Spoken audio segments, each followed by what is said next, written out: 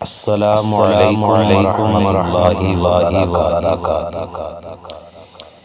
ایک شخص حضرت عمر رضی اللہ تعالی عنہ کے پاس آیا اور عرض کی کہ مجھے غسل کی حاجت ہو گئی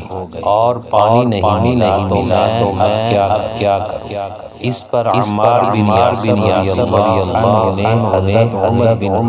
خطاب رضی اللہ عنہ سے کہا، کیا آپ کو